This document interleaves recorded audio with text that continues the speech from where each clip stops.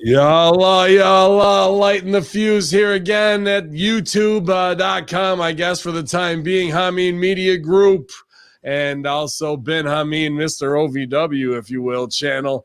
Here, back in the saddle again. They can't stop the airwaves, infidels. Sometimes they're on slow, sometimes they're on quick. I'm slicker and sweeter than a Chico stick. Here's an ice cream cone. Silvio, take a lick. It's about to light the fuse as we spark the wick, infidels, here at hackerhamin.podbean.com. YOLO. Yeah, man, we're still alive, still kicking. The sun came up today. Well, you know, it's winter. Winter is coming for those who want it. And a little bit of fear, a lot of theater of the absurd being exposed as a work and a false flag. And here we are, cut off from Twitch, censored, and getting double flagged on YouTube this morning in a new two-step censorship process, hot off the Conspiracy Horseman Watt Tyler episode. You a big fan of Watt Tyler, Silvio? I'm not familiar with Mr. Oh, Tyler. Watt Tyler was a guy in England in 1381 who led an uprising and slight massacre against the poll taxers and out of control bourgeoisie that were controlling most of the country on the heels of the Black Plague that they used to further their riches and keep people under their thumbs. Kind of similar. I mean, there's a parallel. So Watt Tyler led the Peasants' Revolt, and here we are, no less than 24 hours later. Then big shout out to the man, Watt Tyler himself. See, my English history really begins at 1382, so I think I missed the whole Watt Tyler thing. But I did hear this. I don't know if it's a myth or what or whatever, but I did hear that the phrase "bless you" or God bless you when somebody sneezes came as a result of the plague. Allegedly, when people in England in this time would sneeze, you'd get kind of like somebody COVID now in the COVID era, somebody coughing, you know, somebody would look at them and say, God bless you, like almost as if to say, you're going to die, bless you. So, yeah. You're on your way out already, right? Well, 15 days to a cure. Only if Matt would have stopped touching his face, but he didn't. He won Producer of the Year because he wanted to make all this content to keep you inside, so you had to listen to it. It's the man himself, the Americant nightmare, MSG. Y'all, what's going on, Infidel? Well, I mean, let's be honest here. Apparently, there's an investigation ongoing right now. So as of this moment, I'm going by as your 2020 of the year producer elect. The actual outcome will be next week on Light the Fuse. We will have the final results, so stay tuned next week. Apparently, if I did win, there may also be some sort of award given to me. So there might also be an award ceremony next week. Who knows? There will be a reward if you're capped. That's what it was. No. It's an award, so you'll see. So come on down next week. You'll see to light the fuse for the potential inauguration ceremony as your producer of the year. That being said, yes, we're back. I'm your host on the scene of the air is clean. I'm lighting up green. Your boy MSG. We're back for another edition of Light the Fuse. It was a very interesting episode of AEW. Had some highs and lows. However, I believe we'll deliver to you a satisfactory review. Also, guys, check out patreon.com/StevieRayTV right now. It just launched, soft launch this week. We need you, the listeners, to help us out, support all the great content that you get here, because that trickles down here to Hamin Media Group, too. It's all under Hamin Media Group. Man, it's all the Hamin Media supercharger already plugging into the engine of a Sherman tank, you know, when it comes to the draw power of Stevie Ray TV, and he is pumped to produce. Maddie just put up a very exclusive interview, Stevie Ray and JBL, John Bradshaw Layfield. So hot content out there already, plus Sonny Ono episode that he's doing every week as his co-host. And over on YouTube, Stevie Ray TV, new hot clips going up every day, just like we're doing with Russo Brand. So definitely go over there. It's call to arms right now for all Hamin Media Group members on his Twitch, on his Twitter that we're helping out on as well, and definitely YouTube, and if you can, Patreon, Stevie Ray TV, you guys. Just a couple things to go over. Yeah, just a couple things to put over some upcoming guests this weekend, tomorrow and Saturday. Tomorrow he has on actress Liz Priestley, who played the wife of Idris Elba on the brand new movie that just came out, A Concrete Cowboy. That was a great fun interview. I just watched it actually. In fact, she was apparently a big Stevie Ray fan, and she regales him about her time dressing up as him for Halloween. So it's a fun story. And then this Saturday, we've also got a legendary wrestler joining Stevie Ray as well. So you'll have to join Patreon and look out for that to get more. I'm not going to steal that. We're putting out those micro clips and those great thumbnails. You guys are just killing it out there. You, Rick Vickery, and Man Beast, who's out with Rip Rogers right now. So patreon.com/Hamin Media Group for the FR podcast right now, recording new content at Von Lilas Studios. It might as well be Von Lilas Day today. I mean, it's 2021. It's a new year. We need a new Von Lilas Day, Daddy. Ha-cha. But still, what were you saying, buddy? I think I just called somebody a fruit booty in honor of Stevie Ray. Can I? Well, that's the lowest tier level where you can get the Sonny Ono show and a couple others. We'll be putting out some cool stuff. $3 is the fruit booty tier. Then the slapjack tier is the $5 tier. So I use that term hundreds, if not thousands, of times in high school, and I still love it. Can I stooge off the big news before we do the AEW? I would have it no other way. I'd have it no other way. So, Maddie, I want to wish you luck in this hearing for your producer of the year. I just want you to know, friend to friend, I will not object. But the results did come in from the board of Hamins, and the Associated Press did in fact confirm that your HMG Hamin Media Group review show of the year, none other than Light the Fuse. Yeah, man. That is, I say, there's big news. I mean, he's laying out right there. I like that, Daddy, with the green screen. Like the Fuse, guys. I mean, I got to be honest with you. I voted for Man Beast as personality of the year, but I voted for Light the Fuse just because you've been awesome to reconnect with and be able to do something creative with. Again, it's been one of the highlights of my 2020, and I knew that having you, here at HMG was only going to enlighten everybody, because for a long time, people would be like, oh, Hamin, you're so fucking smart. Well, I'm not that great. It's the fact that we listen to our mentors, and now you get to hear the same knowledge through a much more Silvio point of view, but it's a lot of the same shit. And then with Ted the Man Beast, if you like it southern fried, doubled, smothered, and covered, you're getting the same knowledge that way too. So it only makes us stronger to stand arm in arm. But Light the Fuse, AEW Dynamite review, I don't think anybody's doing it like we do, man, to be honest with you, at all. And to be that connected, whether it's Genocide getting her shot, whether it's our homie Matt Seidel, whether it's Serena Deeb, or any of the people that we cross paths with, Lady Frost, Abaddon. I've been lucky to see them shine here, man, and we give it still, the real of the real, because we came up with Sean Spears, Cody Rhodes, the Young Bucks and 2CW. These are all the dudes we've put in miles with. So I think our perspective is the most unique, and obviously we got producer of the year, man. So how could we go wrong here winning top show? Definitely the most unique, and I appreciate the kind words, Hamin. And I'm a pretty humble guy. Mm-hmm. And all the boys, they've already messaged me and thanked me for the house, and I politely accepted that token of appreciation from them.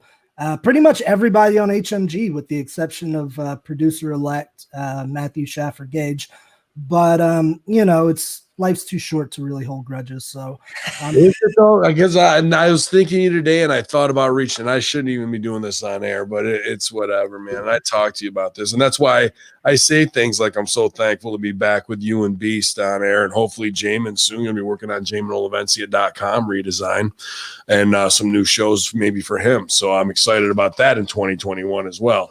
But I've talked about my friend and a friend of ours, and then a friend that you don't know that had cut me off, man. I got part of our crew tattooed on my back like some fucking BSK shit, and today I just said enough's enough, man. I reached out New Year's Eve to be like, hey, dude, I miss fucking hanging. Hopefully whatever heat there is. I don't even know what it is. We can move past in 2021, and I'd love to do something together. Straight up kayfabe, bro. And after yesterday, yesterday was kind of like a turn the page for me of all this that I put time in, making it.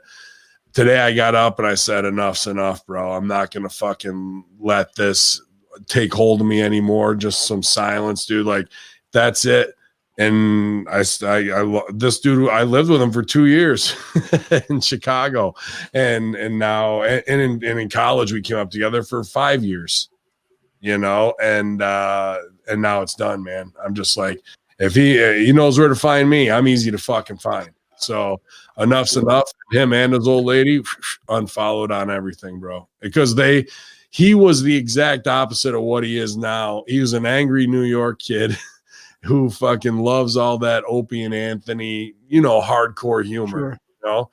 Now as a Chicago actor, completely 180 degrees, toe the line of whatever. You could be a transgender dolphin and they'll fucking go to bat for you on some dumb shit and give up their spot on stage because of whatever white guilt they've been tricked into believing that they have to toe the fucking line. Meanwhile, people who come in the door in 2 years surpass them and get jobs on fucking TV writing shit. And they still toe the line. Their minds are completely warped.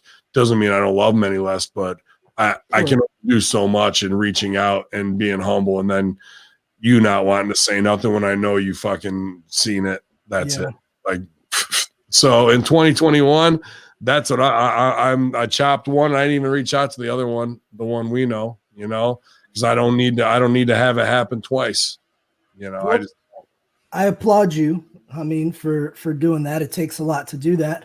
And, sometimes you cut your losses and you leave the baggage behind. You did your part. You reached out. You tried to make things right. And it may come around. It may be something where this person puts thought into it and gets back to you, or it may not go anywhere. The mistake that we as humans make all the time is that it's very natural, but we think in permanence. Like we get for instance, a woman that we love and we're like, this is it. This is forever. This is permanent. Not realizing where life and love may change. We do the same with our circle of friends. I have so many friends that were like, we're best friends forever. And we were together every day for years doing certain things, and you lose touch, or sometimes you're not even friends anymore. And over the last few years, I did exactly what you did, Hamin, because it weighs on me. And I reached out. I'd say 2 or 3 of those didn't go the way that I would like.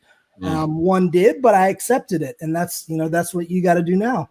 You said your piece as a man, and if they want to have animosity, let it live inside of them, not you, man. You got enough shit to worry about. You did awesome in 2020. Sure, I know you're going to fucking kick ass in 2021, man. I appreciate that. That's why I had my own little confessional with my priest here, the Chris Silvio. Nomine Patres, que Fabius Dominus. We're doing it. Matt, say praise, say 10 Allahs, and go masturbate after the show, whatever you got to do. And 10 push-ups. Yeah, and 10 push-ups. Can I do the masturbation after the push-ups? Actually, I want you to do cock push-ups. I can only do one. That's all that matters. I knew that fucking get them.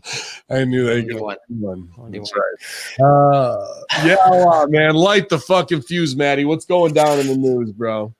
Well, first of all, I just want to say, if you are interested in, laughing at people becoming dolphins, you can check out season 9, episode 1 of South Park. Oh, by the way, I host a show called Suck My Balls, just South Park review. So check that out. Brand new episode up right now. Go check that out. Let's get into some information. I mean, you did, of course, your full breakdown on all the hot news this this morning for the Friday Locker Room. Yeah, Strangler Steve sitting in for big all the Steves I know, obviously Stevie Ray, and we're launching Stevie Ray, and we got Strangler Steve, Steve Silvio. All the Steves are here today.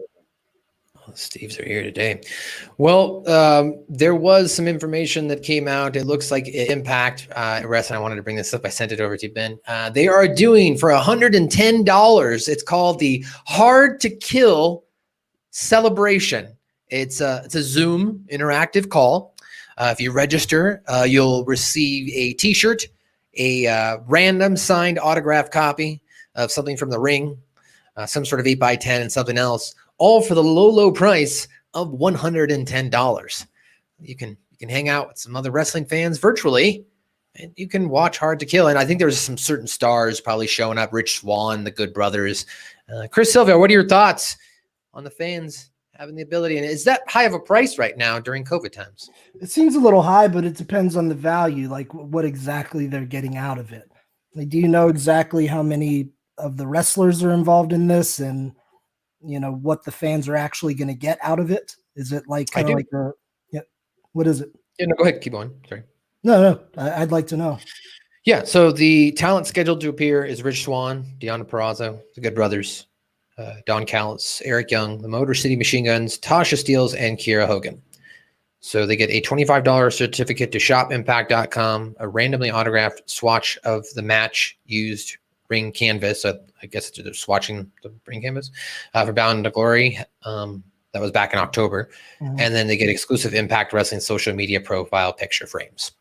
So you get a t-shirt, you get to hang out on Zoom, a $25 certificate, a randomly autographed swatch of the match used ring canvas from Bound for Glory.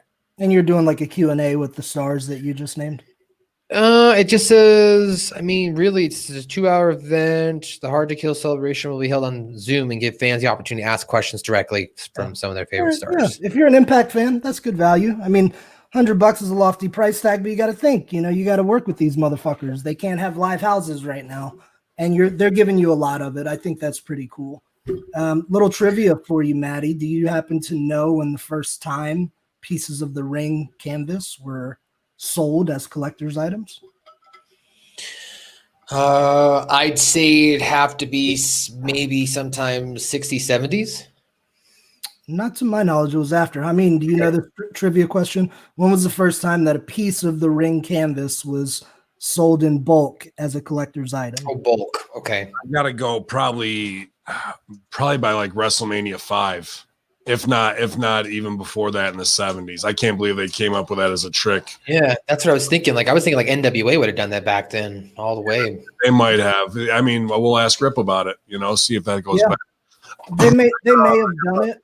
I got to hook Rachel up with the tens machine real quick because she's got a First time I remember seeing it was 96 for the Bret and Shawn Iron Man match. WWF started marketing that in the mid-90s. I believe they did one for Bret versus Sid as well. That's the first time I saw it on a grand scale.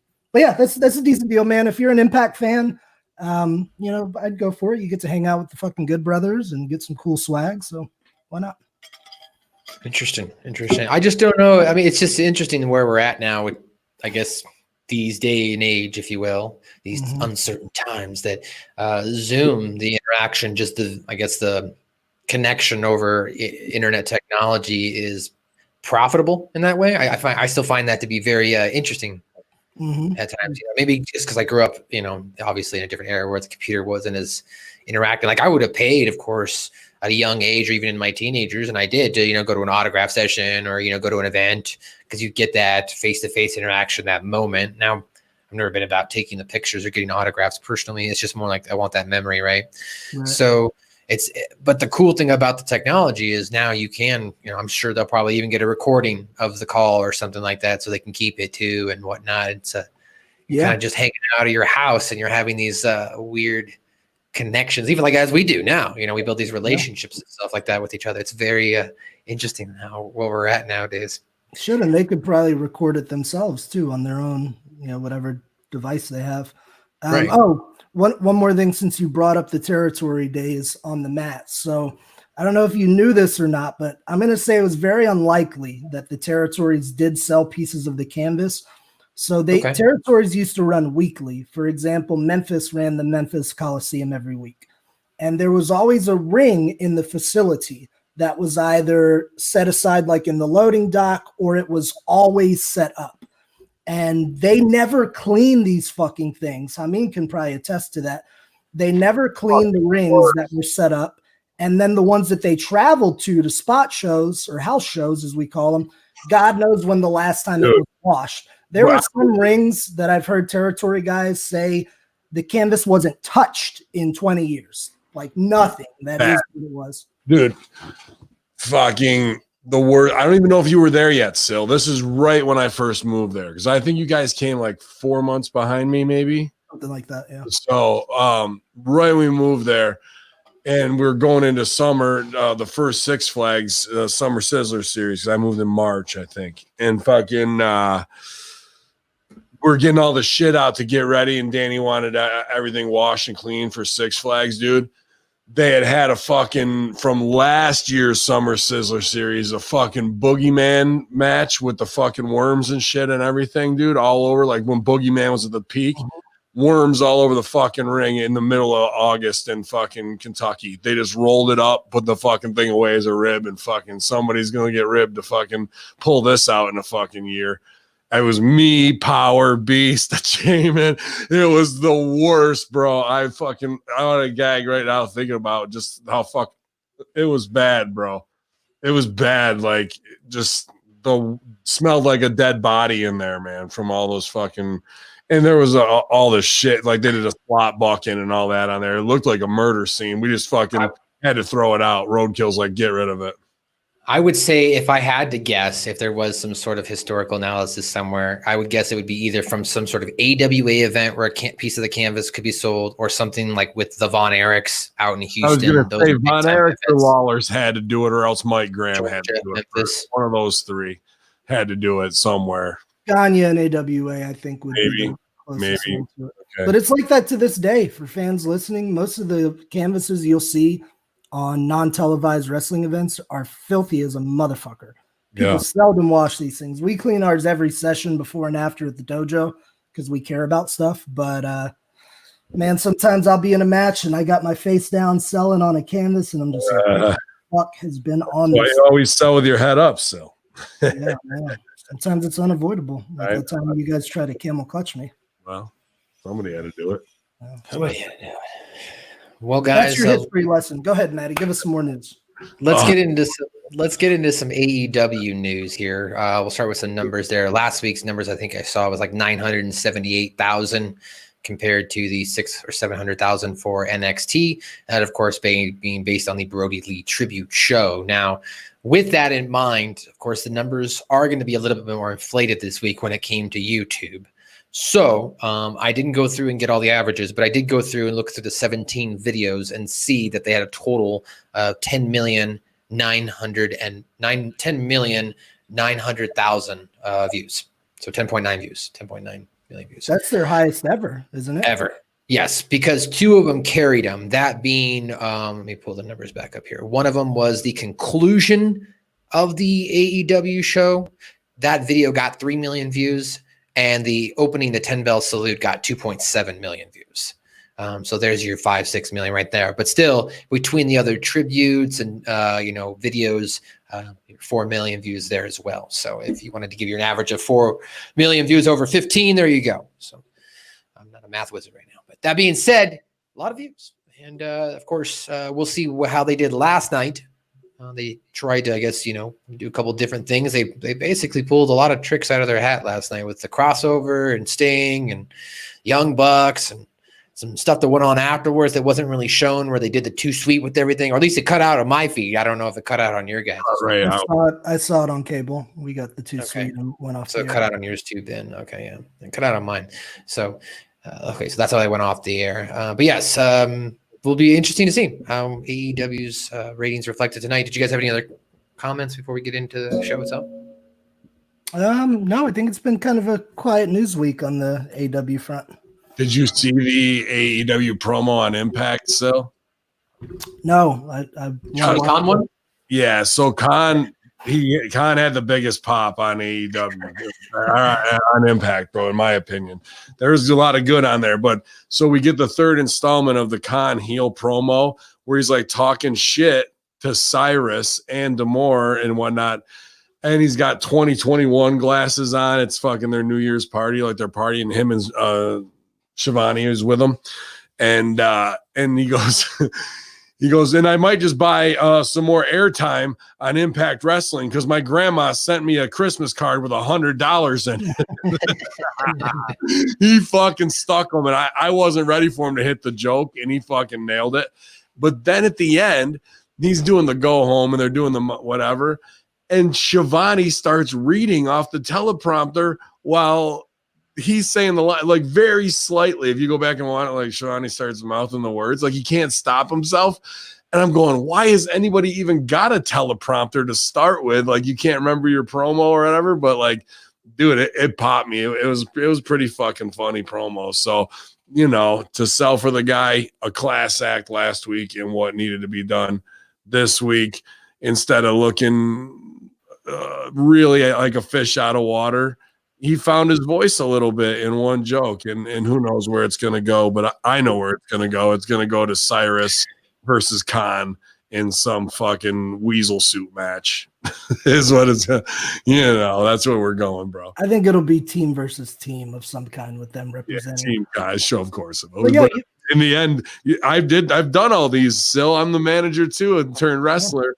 But so in the end, no matter if it's team versus team, when the insurgency's out of there, at the end of the day, it's Dean Hill versus Hamin. No matter how rotten it is, you're gonna build to it. It's got to fucking pay off. So it will be Khan versus Cyrus sometime. Do you think, based on, we can talk about it now because it's Impact related realistically, and we just kind of stooge off what happens at the end of AEW. Do you think within the next month we're going to get Generation Me on Impact Wrestling, aka Young Bucks? That would have to fit in against Motor City Machine Guns because there's nobody else really doing their thing right now. They just reinvented Cody Deaner with Eric Young, right? A new Sanity, and it's got a lot of potential. It's got a lot of potential. We were pretty happy, in fact, that we were going. That was our actual who we thought was going to be the next breakout star. At least that was mine. Was Cody Deaner?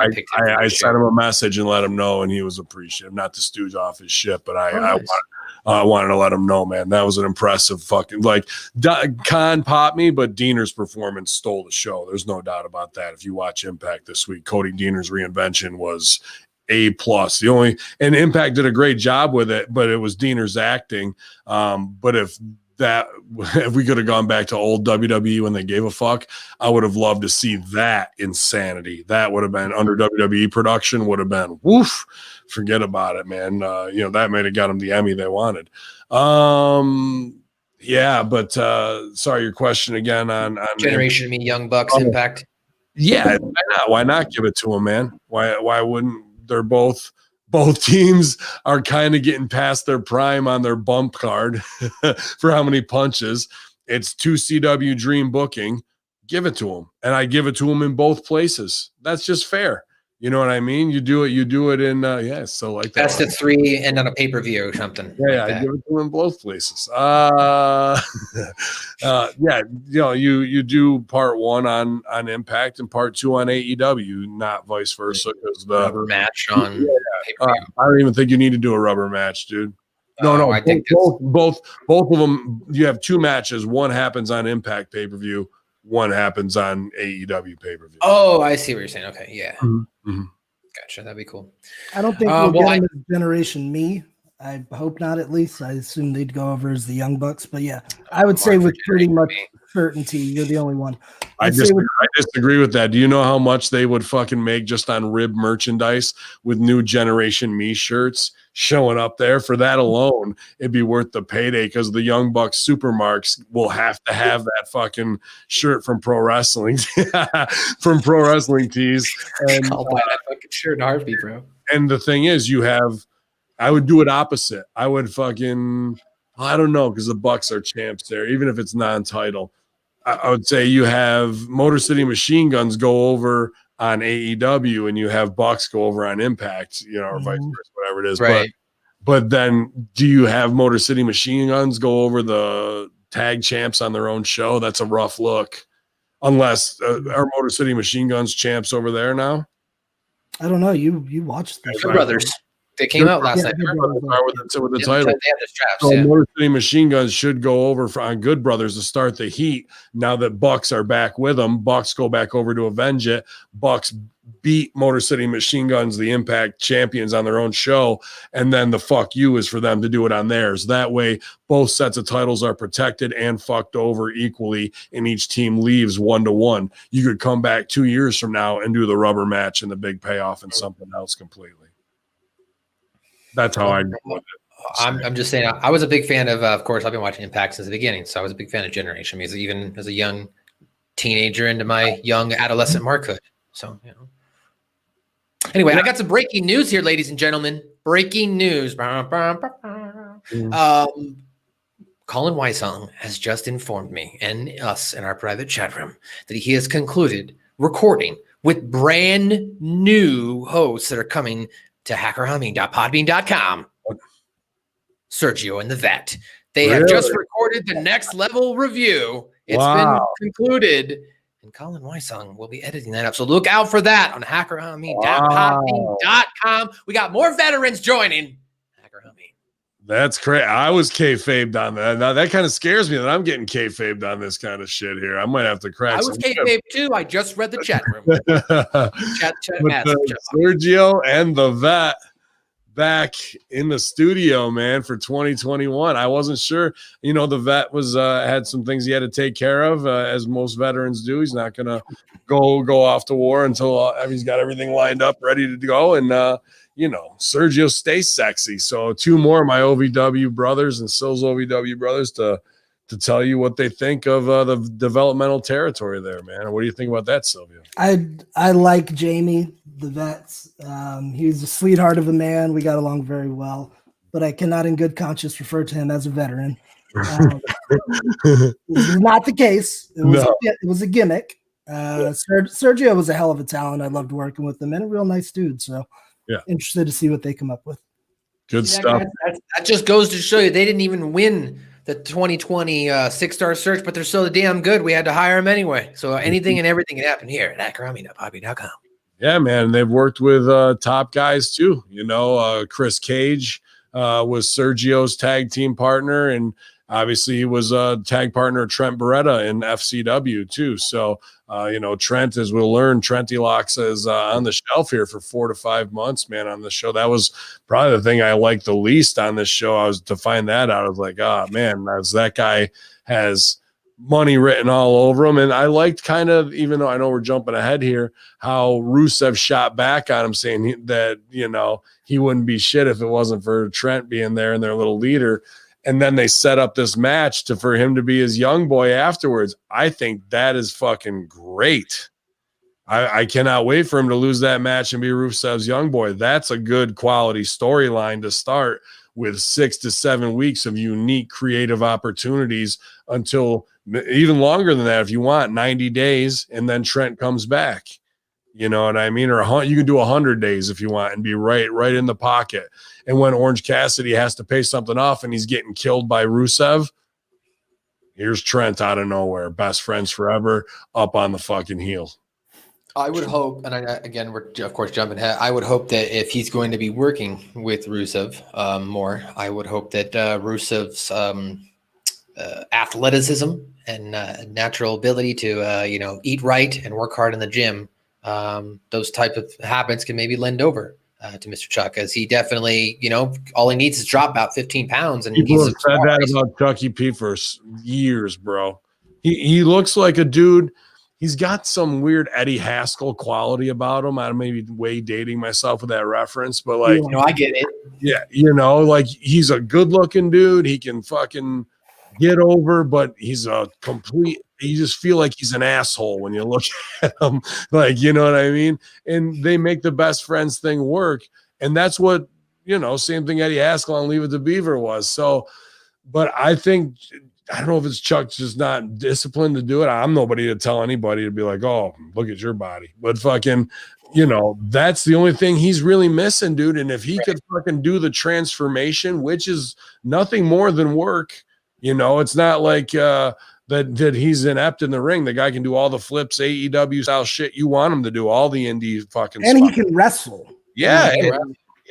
Yeah. And when Mom brings fucking Trent back in the fucking, that's how I do it. I'd have her drive right into the arena and the fucking door opens and out he comes. Oh, some big Mark fucking thing. But, tire iron. Yeah. Then she stops him, gives him a fucking brown bag lunch, and then he goes to work out. But yeah, I would like to see Chucky P reach his full potential, man. And really, I don't think you're far off, dude. 100 days under Rusev's belt, and Rusev's ribbing him, making him do extra fucking sets. could be the best thing ever for him. And then if you really want to go next step, when it comes back and they're up, Chucky P fucking heals on Trent right away. And there's your next feud. Like, because Chucky would already be down when Trent comes back. And then fucking Rusev can get up on him, and then they think you're going to get back together, and it's a double fucking comeback heater. I'd like to see Trent return. Jump out of the van with the song by Twisted Sisters. We're not going to take it. Tony Khan's just buying music, so buy the song. Music, yeah, why not? Yeah, Trent was injured 3 or 4 weeks ago, maybe. I heard about it the day after it happened, but for some reason they hadn't spoken about it on there. What was it? Well, what did they say it was? I forget. It's a torn pec. Torn back, okay, yeah. They must all still be hanging out though, still, right? Because I mean, he's still doing BTE segments. I just saw him on BTE. That's why I was like, oh, they didn't even mention it on BTE and all that. He's still coming to work. Gotcha. Not wrestling. He's got tons of value. Those guys are characters. Who wants to see the best friends always wrestle and shit? We can just see them being best friends. There's thousands of scenes we can come up with that are funny and a little innovative to keep them right in the mix. Yeah. Fair enough. All right, well, let's get into AEW tonight, as it is, of course, the show that came off last week's trivia show, but it is New Year's Eve, night one for the New Year's Smash. Sorry, I just got to interrupt because it's in my head. I liked when Chuck was delivering the promo, and you know what else would be great if Rusev walked into my scene again and took over. Fucking great. He's starting to do that. I like those little real things because on AEW and on Impact this week, I won't even mention WWE, there was a lot of wrestling scenes where it's like set up between two wrestlers, and I'll challenge you or I'm going to do this and talk brother. Hey, dude, me and the Drew McIntyre brother, what you going to do? That's bad, but when it was Good Brothers and Cyrus on and Omega on Impact, and we went around the world, daddy, and yeah, we did, dude. Like, dude, you hear how Silvio and I talk to each other? We don't talk like that bullshit. So give me the realest of the real. There was just a lot of setups, and even from not their fault, but guys like Rohit Raju and Chris Bay kind of got worked into those type of scenes this week too. And then we had it over here. So I like Chucky P breaking that mold and fucking making it real. I'm like, oh, and this asshole is walking into my scene. Great, good, thank you. All right, that's a way different than, brother, this is my airtime and you don't take this is my time. That's what 90% of what we get in wrestling is. That was a different thing, and I like that flavor. I've done that before as well, like on a live broadcast for a gaming tournament I was doing for the school. Some guy got mad that he lost it. He just like kind of walked in. I sit in the middle of my God, and I'm like, and that guy just walked in. Yeah, why not? Everything's a gift, I mean, there was a setup, but those reality moments, they pass like that, and he made the most of it. So sorry, go ahead. I just wanted to point that out. No problem. So let's get into AEW itself, as it starts off as it normally does with a match. And tonight's match was the Young Bucks and SCU taking on the Acclaimed and Hybrid 2. And the gimmick, I guess, we found out here is that at any point now in time in 2021, if SCU loses a tag team match, they are going to disband. Or at least that being Kazarian and Frankie Daniels. They seem to have kind of separated Scorpio Sky over the last month and a half away from these guys and kind of trying to give him more of his own single spotlight. But it does look like that SCU may be finally coming to an end. Before we get into the match, what do you think about that, Ben? Is it time for SCU to be over? Or is there more value they could still get out of it? Boy, I mean, obviously Chris Daniels can reinvent himself and has 1,000 times. Frankie Kazarian, I want to see him shine on his own, and Scorpio Sky can definitely shine on his own. I don't know. Kazarian can stop taking bumps altogether. He can do 1,000 different things too. You know what I mean? He does this great thing on BT where he just walks around and he like pumps the bands. Yeah. We should get him Stevie Richards. He just pumps the bands and people. Him and Stevie just start hanging out. That's their thing. They just hang out in their buds backstage. Right. People walk up to him, they ask him questions, and then he kind of like a damn segment. He goes, "Do ya?" And then people like freak out. I like that. I think that's a great idea, Matt. I think that's all you need. Like to bless your match, and you could have him be, well, what are you talking about in mythological writing? You're talking about the Oracle figure, where someone goes to the Oracle to get their finish, to get foresight, to get some little thing. You got to go see Oh, you got to go see him. Oh, no, not him. Yes, him. And you build it all up and they're back there, whatever. There's a whole improv game called The Oracle. And where you ask it a question, and you might not like the answer you get, but that can that can take a twist in a character's path. And he could be that to every storyline. I think that's a great idea you had right there, Matt. Truthfully, I wasn't saying it was my idea. I was saying they're kind of already doing this on BTE, but they should bring it on to the main roster. Lean into it. You know what I mean? Make it bigger, turn the juice up on it. But for SCU breaking up, that doesn't boo-hoo me. All three of those guys are individual singles wrestlers who are so good athletically and have been in this business for so long. Kazarian and Daniels, they can do anything you want them to, from work a main event to work a comedy match, to do absolutely nothing, to give you the hardest hitting, show stealing TV title style match that you want to. And I hope those guys achieve individual greatness that has been eluding them in this business for far too long. Do you feel like, just to kind of rebuff that, do you feel that they've been marginalized at all since they've joined AEW as a team, as the brand itself? Because I feel like they were a very hot tag team on the independent scene before joining AEW. That don't mean shit. Independent means they were making good money off pro wrestling tees. I'm saying they're making that money off pro wrestling. They still are, but like that's the thing. That's up to us as workers when we have the opportunity to reinvent ourselves, to come up and make sure there's a total package, marketing included, so I can make my money that way. Those guys are plenty smart enough to figure that out 10 times over. They don't need any coaching help there. But there is something of like, how far is that gimmick going to go? It might have been cute on the indies. They don't give a shit. They got a contract now. And once you get 120,000 to 200K a year, you're like, okay, I can get the opportunity to switch up down the road. I don't have to worry about what's my indie booking date in Texas next month. And SCU is going to they're going to love you no matter what. You're on TV. That's your opportunity now. Yeah, I don't disagree. Before letting you jump in, Silvio, I just think because I think that to get if COVID, if you will, sorry, to hopefully don't get hit now, uncertain times.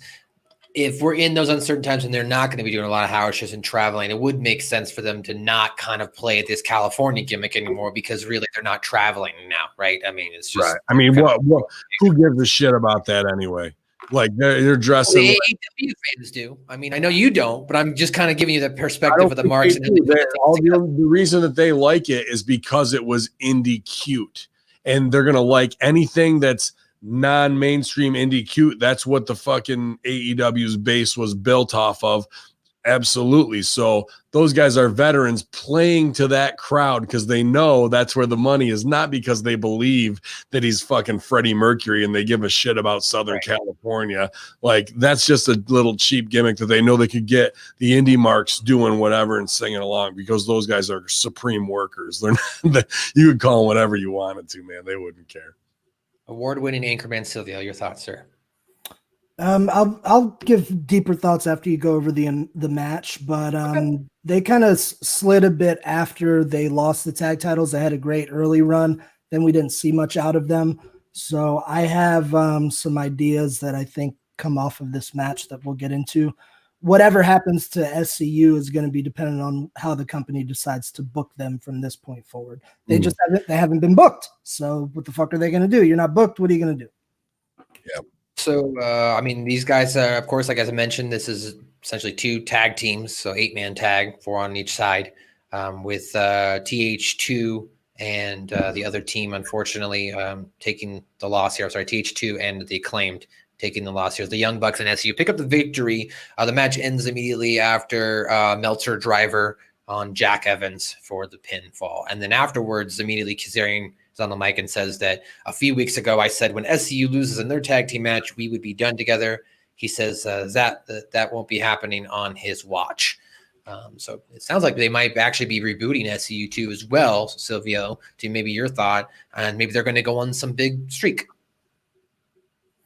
So the match itself, they had a lot of good stuff in it. And this is coming from me, a guy who appreciates the AEW in ring style, high spots, things like that. There were just a bit too many moves in this match for me, just because I couldn't follow it all. Like, thank God I'm not play-by-play on the show, because I couldn't have written down everything that happened for the life of me. It was just a lot going on. And the only thing I think the match lacked was any jeopardy, because nobody sold for long enough for people to want to see the tag, or for us to think, oh, this guy might lose, because they did so many spectacular, dazzling things in between. So it's a good match, just a lot of moves. And I like moves, but it was a lot of moves. But the best part of this was that promo at the end. I would love to see them build this. What this story needs to become now is SCU's quest to get back on top. They need to go through excellent, just like when Flair did his retirement angle with Michaels and he had to keep winning, how invested we were watching that, wanting to see Flair win. That's what they got to play with this. I would give SCU weeks and weeks and have them get so close to almost losing, pull it out somehow. So every match now that they're doing means something. And then we build to this respectful clash with the Bucks. Built up with stakes. There's no more stakes than that, like other than a retirement angle, which they've already done.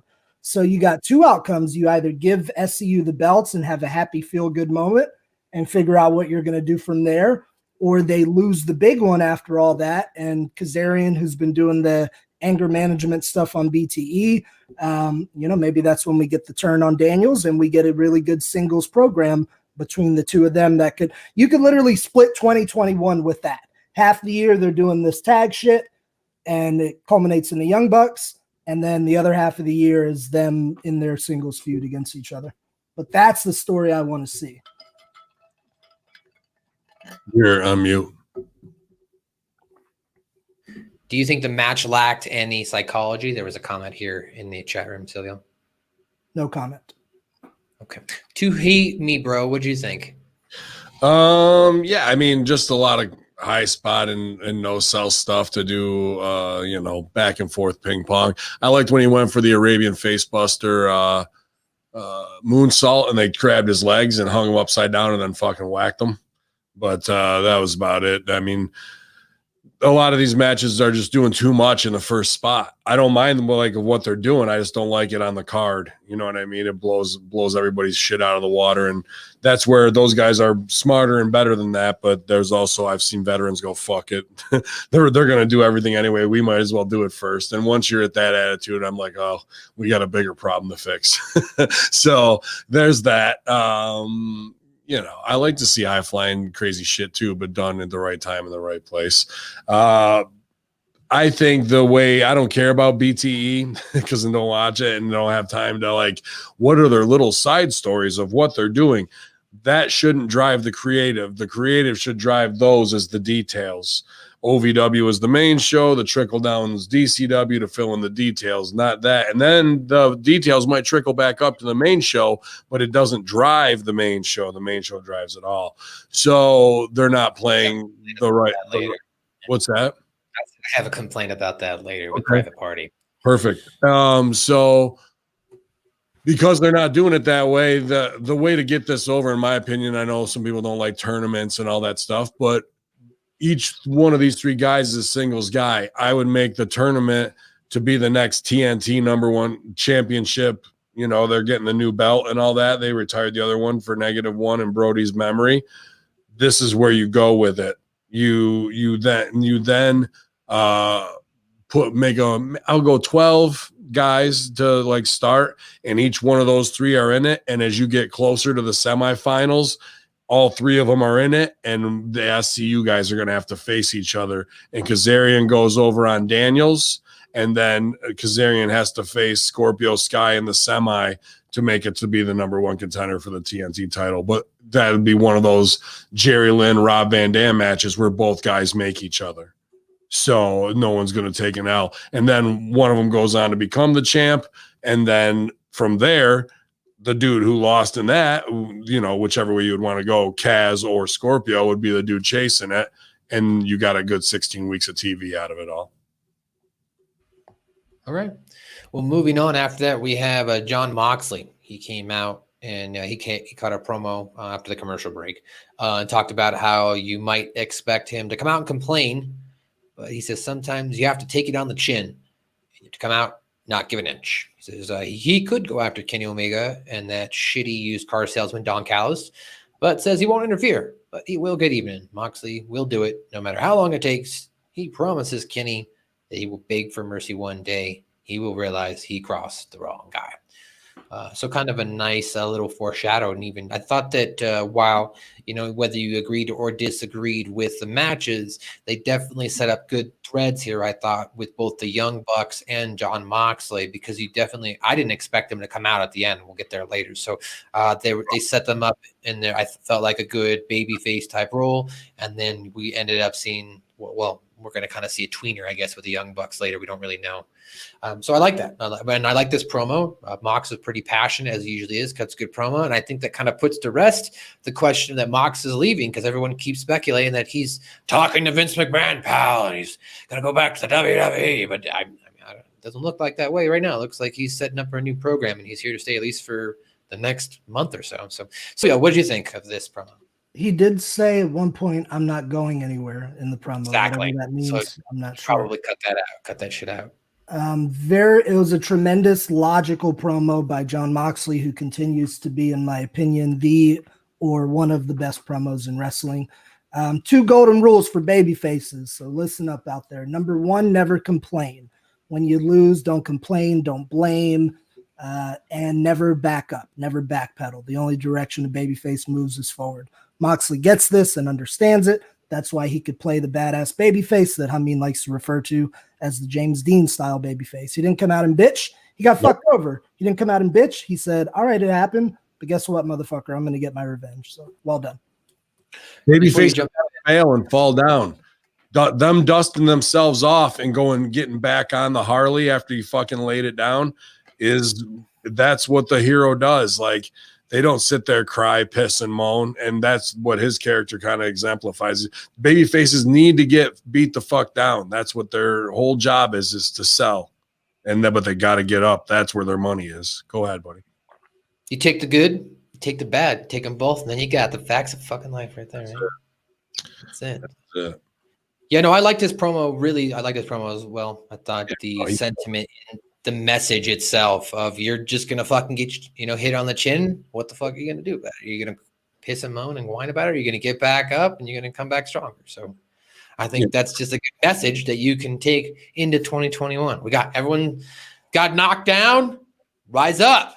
Yeah, but it's also the dangerous thing, because he is that guy. You hit him in the head with a beer bottle and you fucking hit him with a chair, and he's like, "Is that all you got?" Whack, and you fucking hit him again, and he goes down. There she is. Is that all you got? A beautiful lady at your side? Ya Allah. A brain dead lady. You ever you guys ever do these all in a row and you've been on the phone and video chats, I don't know, for the past 5 hours, and you're like, where'd your day go? That's how my brain feels right now. That's my every day, huh? But what's up? Talk wrestling to me. Give me some positive mojo. Man, talk some wrestling. Well, we had you didn't get your neck bit out by Abaddon this week, so you got that going for you. That is. I've been bitten on my ass. Sheeta friggin' smashed her with the kendo stick right in the face. I don't know. That was like, a nasty shot right to start the shit off. I know. I was like, why take a dome shot right away? That's like, no thanks. No, I'm gonna put that hand up right there. Just please, just a little bit, but just a little, maybe a little protection. That's not how we do it in Japanese wrong style. We learn.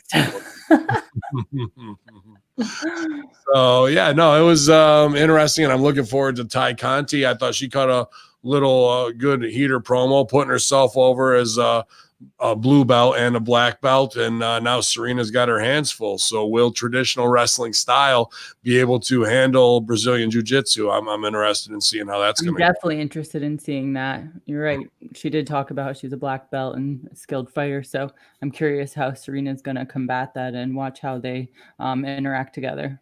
Definitely. Yeah. Well, styles make matches, right? Mm-hmm. There you go. We were just discussing Jon Moxley's awesome promo last night. He's so good. He just walks around. What was his tagline? Oh, he has no patience for shitty people. That should be the mantra of 2021. All right. No patience for shitty people. I like it. He got points for me there.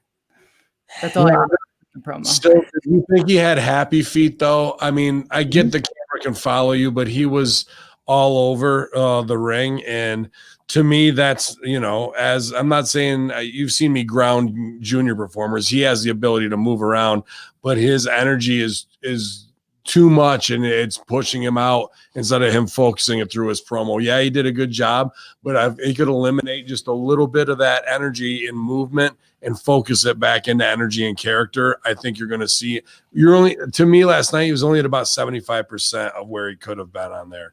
If it was the movement that really hurt him. Really interesting, because I thought he turned himself up a little too much. I thought he was at 150, and I wanted to see him come down. Like, I thought he was just overly energized and moving around. I get that's his character, but I was even picking up on what you're saying. I kind of wanted maybe more of a soft, methodical, angry Mox. And that's fine. That's fine, but that movement shows too much extra energy to me, and like not knowing how to control it as a performer yet still. To be honest, I thought of you last night because I remember you telling me that years ago. We find our mark, we stay planted. But I think that's just Moxley, so I was okay with it because he would then nail the camera shot when he would have an important line. Motherfucker planted his feet and came through like nobody in the company can. Sure. But those are great points, but let's work on the fine tune of the in-between. How can we move a little bit and calculate it and add that to our physical performance as well as getting away from a little bit of manic? Because you do feel it. You feel like you're watching a tennis match a little bit when he's going back and forth, and that's not really what you want on TV. So, or do you? No, I don't think you do. I don't think you do. He's a wild man. Because if we could tighten that up, that extra energy is going to go into better places into his performance. That's why. That's just nervous energy. I'm not trying to shit on it. How dare you be human on TV in a live scenario? Like these are just small tweaks. I think to your point, I mean, at the climax of every scene, that's when you want to hit with the hardest energy. And if you're constantly already on that wavelength, I think it does make it hard to kind of maybe resonate that exact emotion when he's trying to convey it. Enough peaks and valleys, you mean? Exactly. Him on the ride. Yep. He's taking him on a ride, but maybe all the way. Superman, and you're not getting off. It's about being in control of the ride more than anything, of knowing where it's going to go, and that too much energy you can just feel it play. And like I say, it's nothing terrible by any means. It's just we have a little bit more that we can do even better, and look where we can go if we master that even more. Society reviews. Yes, Ben is wearing the brand new. It's going to be the Brock shirt. It's a $500 shirt. You can purchase it at WrestlingTees.com/Ben Hamin. Coming soon. You said $500? Yeah, $500. Sure. I'm gonna sign it. It'll be good. I'm gonna cut it up into squares. I'm gonna sell it to people on a Zoom call. There you go. Just we have saliva. No, I don't want one of those. I'm good. What do we have up after this? Was the Chuck T promo right after this? Yeah, that was next. Was the Chuck T and Miro interaction where Chuck T and Orange Cassidy are in the back cutting their promo, and as you mentioned, then all of a sudden Miro walks in. And Miro just walks right into my shot, and his outfit walked right into the shot. Right. That's why I said your outfit walked right into the shot. So they get into it. Miro and Kip Sabian kind of go back and forth. Miro says that they could be best friends while Trent is out injured. He's going to be out injured for 4 to 5 months with a torn pectoral muscle. And then he also Taylor ends up challenging Miro next week for a singles match. And Miro ends up adding a stipulation that the loser of the match will have to be the other person's young boy until Sabian and Penelope Ford wedding. So just as we kind of talked about a little bit more, Silvio, what do you think? I know Ben kind of already gave his thoughts. What if they break up? Then he's got to be the young boy forever. Or what if they don't get married? The most interesting part of this from Chuck was when he was like, yes, whatever. Let's finish this. Let's get this done. I'm tired of it. I thought that was cool. The interaction was a little bit odd, but was what it was.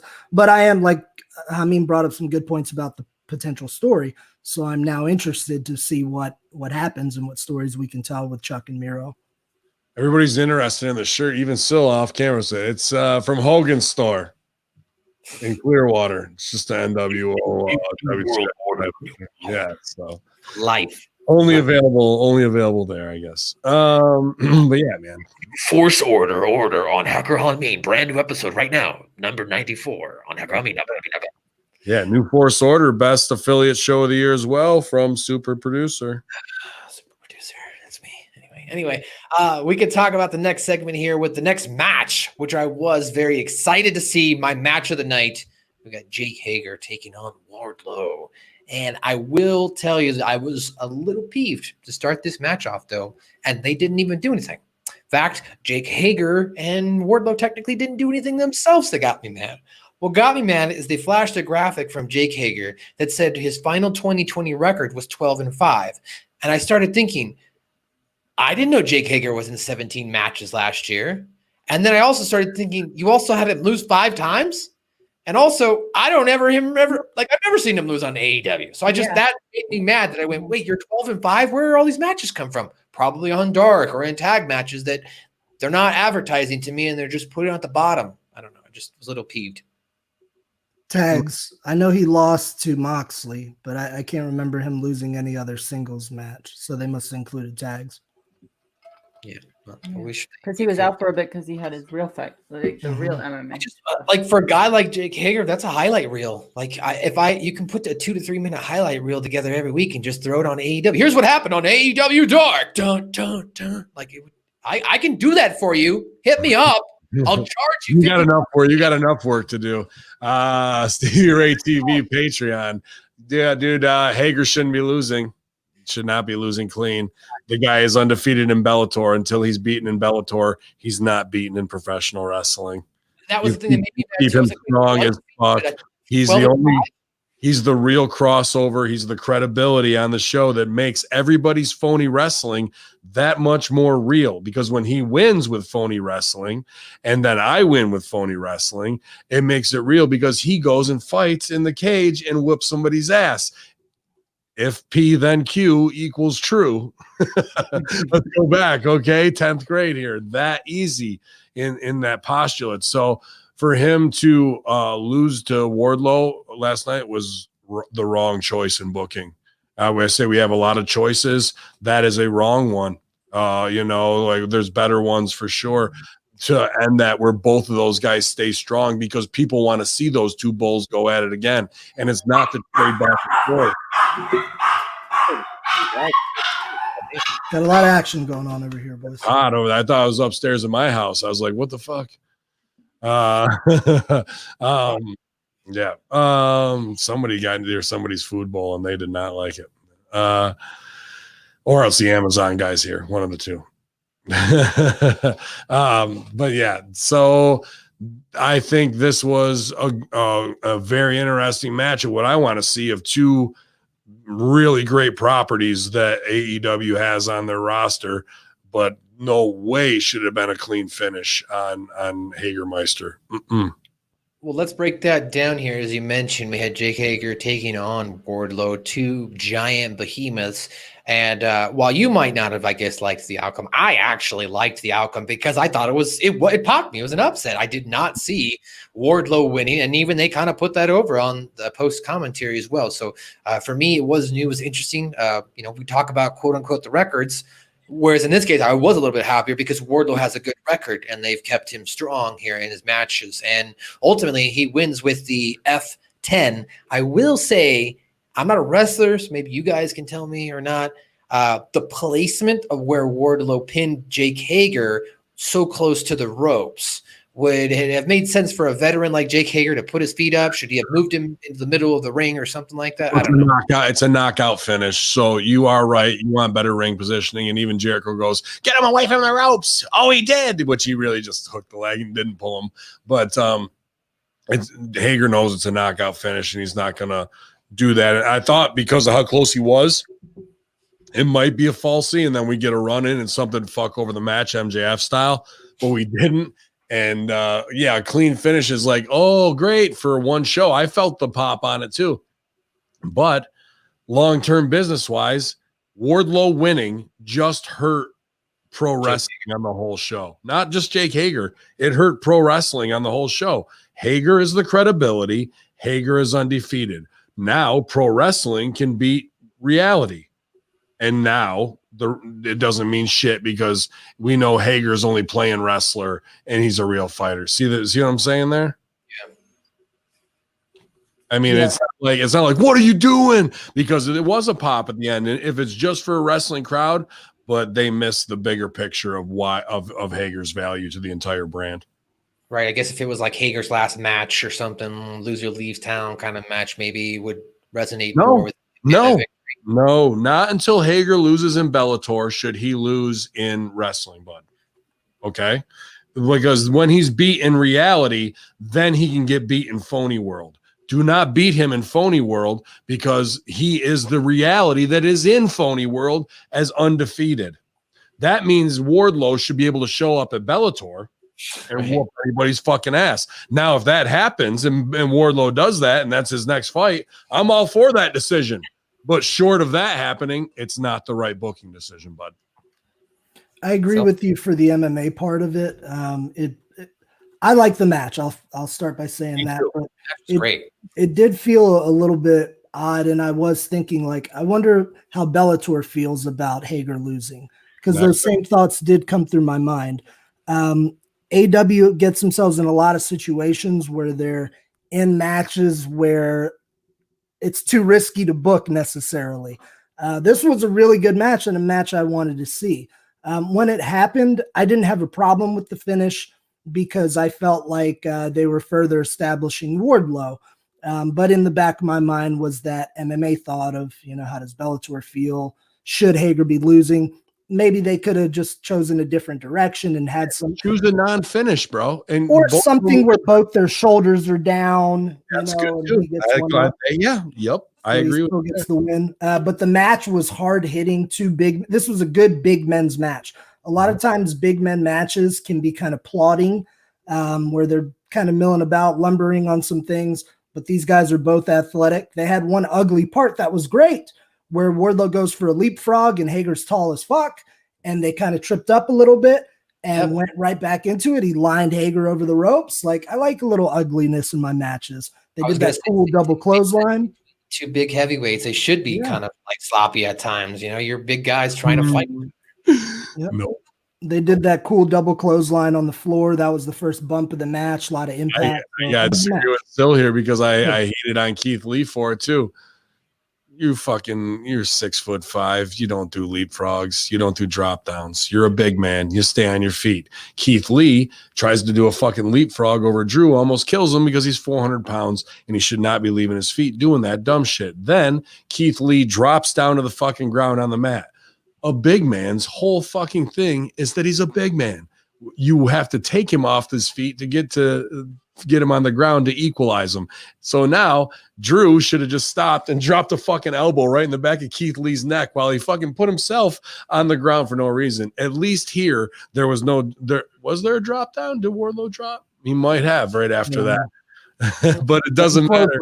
You shouldn't be doing that shit. When you go do the pass by, it's a duck my fucking clothesline or duck my boot for a big man. You do not leapfrog. It's just fucking stupid. And it does look a little dirty and we want it to look a certain way. And I agree with that, but not in that spot. When I see a guy who's 6'5" doing this fucking dumb shit, burying his own size and taking a chance of hurting somebody else, not smart, guys, not at the top of our game.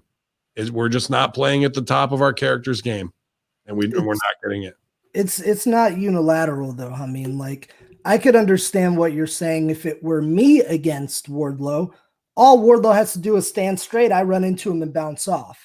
Him and Hager are comparable size. Something like a leapfrog is an evasive maneuver. Someone's running at you. You're athletic enough to jump. Same size. It's shoot him off, come back, shoulder block, stop, fuck you, hit that rope, come back, shoulder block again, hit me, come back, duck, and then do the double down that they did on the outside. You can do that, but I'm fucking sell a big man size. I'm okay with big guys using their athletic ability. I remember when Bundy was fucking leapfrogging guys left and right. Bundy was super fucking agile, getting right up there and high flying. Let's get Bundy on the top rope. No, but I do remember guys that drew a lot of money, like The Undertaker walking the top rope. I remember Vader doing a moonsault and doing a Vader bomb. Dude, I remember Yoko doing a flying leg drop. Does Taker do leapfrogs on guys and drop down? No, but there's no hard and fast rule, man. It's a preference. There if he's is. leapfrogging all day, every day, no. But If you are 400 not a big pounds deal. and you do a drop down, you are fucking stupid. Well, we don't know about the drop down. We're just talking about the leapfrog.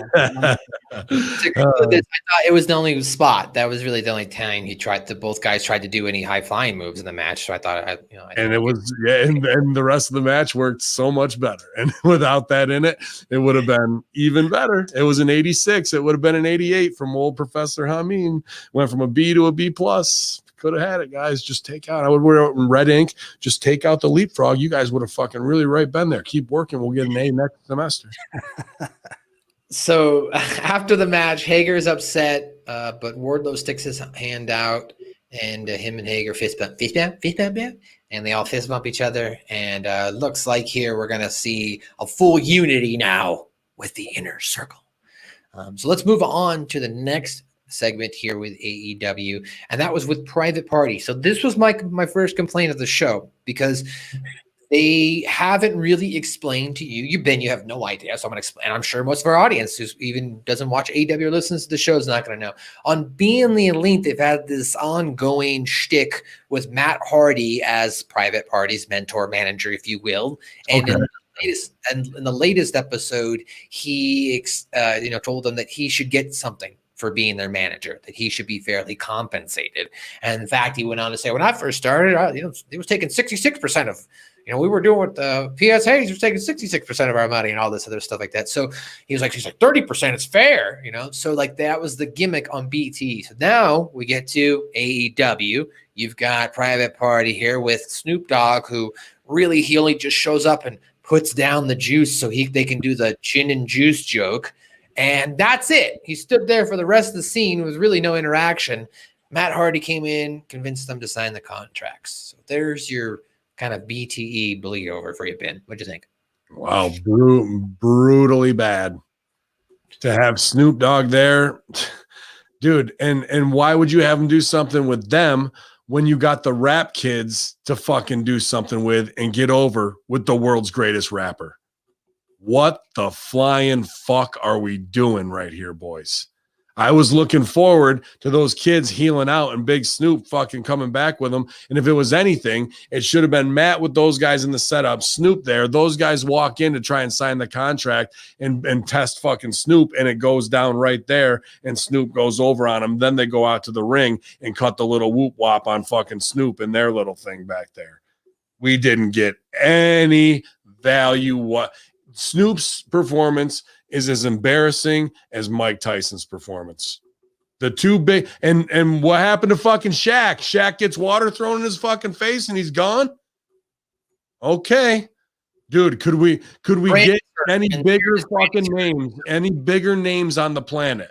You can go to fucking Zimbabwe, New Zealand, fucking Australia, wherever you want to go and say Mike Tyson. Oh yeah, we know him. Snoop Dogg, fuck yeah, we know Snoop. Shaq, go Shaq Attack. Oh, how'd you use him on there? How'd you use him on your show? Well, we got Mike Tyson yawning and his fucking friends all coked up and fucking wasted in the ring, acting like assholes, marking out, making wrestling look phony. What'd you do with Snoop? Did you have him rap? Nah. We just fucking had him stand there, and then we said, Snoop, go up and hit the worst fucking frog splash in the history of mankind. Oh, okay, we'll do that one too. Hey, how about Shaq? Do you ever get Shaq in the ring with your biggest guy? Nah, we had a pregnant chick who we knew was pregnant, throw water in his face and bury him, and then we're not going to bring shit back to pay him off. A+ fucking work. But hey, I bought the fucking lyrics to Jungle Boy, so he's got that music now, fellas. Bingo! Yeah! Shrike Girl ass pop me in the chat room. Snoop 60-year-old flashing Mark gang signs. AEW's Teddy Long now. That was pretty funny. Silvio, what did you think of this first segment here with Private Party and Snoop Dogg? Did you enjoy it? Maybe some things you could have been improved on. What do you think? Matt Hardy did a phenomenal promo a few weeks ago on BTE. I watched a few just so I could know these little subplots. And he did this great promo talking about how the wrestling business has used him all his life. All he's ever done is given his everything. And now it's his turn to start using people. It's his turn. Private Party was basically confronting him about why you acting crazy. And he let all this beautiful, heartfelt emotion out that we should have seen on TV. Unfortunately, if you don't watch BTE, you don't get what's going on with him in Private Party, which is something that we've talked about ad nauseum on the show. They got to change it. We have to know. You can't have one separate entity over there. I don't know why they continue to do it, but it was fine. I'm used to seeing these cameos at fucking Raw through the GM era and Legends Night and stuff. It happens all the time in wrestling. Nothing surprises me. Matt Hardy did a decent job. Yeah, how about they're pulling out little wads of paper going, here's our list, and he's got to check them against the contract. Dude, if you can't feel that as a producer through camera and you think that 4-minute scene is fucking what is worthy of TV, we got big fucking problems in River City with a capital T and that rhymes with P and that stands for Snoop, bro. Like, you know, like it was cringeworthy bad of just like the decision making, the non-action, and the uncoolness of the cool black guys. Okay, sure. As a West Coast kid, it made me cringe to see. It was bad. It was bad. Well, let's go to the next thing here. The next segment we had was Brian Cage and Darby Allin. They're out to do a weigh-in for their match. They got to make it look professional. The Tnt Championship title.